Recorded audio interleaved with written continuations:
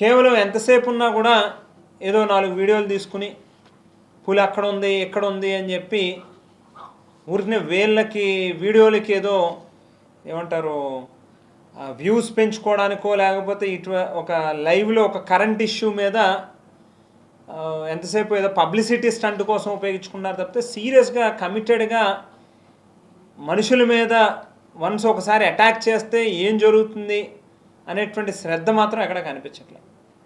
ఇవాళ మేము అడుగుతూ ఉన్నాం, ఆంధ్రప్రదేశ్ రాష్ట్ర అటవీ లేక వన్యప్రాణులకు సంబంధించినటువంటి వైల్డ్ లైఫ్ దీనికి సంబంధించినటువంటి మంత్రిగా డిప్యూటీ ముఖ్యమంత్రిగా పవన్ కళ్యాణ్ గారు ఉన్నారు.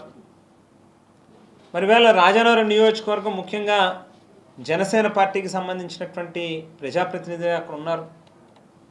మరి అటువంటిది కనీసం పవన్ కళ్యాణ్ గారు ఇప్పటిదాకా కనీసం శ్రద్ధ పెట్టలేదా?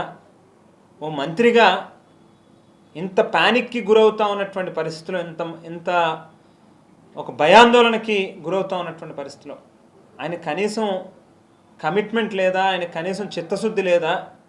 ఏదైనా జరగరాంది జరిగితే ఏ చిన్నపిల్లలను ఎవరినైనా ఎత్తుకెళ్ళిపోతే ఎవరు దానికి బాధ్యత వహిస్తారు?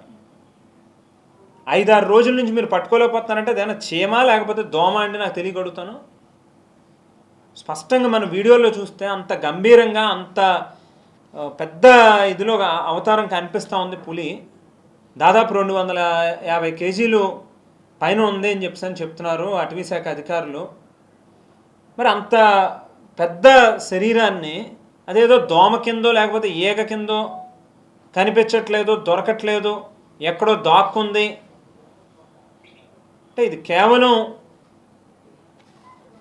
ఒక రకంగా మనం ఆలోచిస్తే మానవ మృగాలు పరిపాలన చేసేటప్పుడు బహుశా అడవిలో ఉండేటటువంటి మృగాలు కూడా ఈ రకంగా గ్రామాల్లోకి ప్రజల మీదకి వచ్చి దాడులు చేస్తే బహుశా దానికి మంత్రిగా ఉన్నటువంటి వ్యక్తి కూడా ఇవాళ అటువంటి వ్యక్తే అయి ఉండాలి. లేకపోతే ఇప్పటిదాకా ప్రభుత్వం నుంచి ఎందుకు చర్యలు ఉండవు?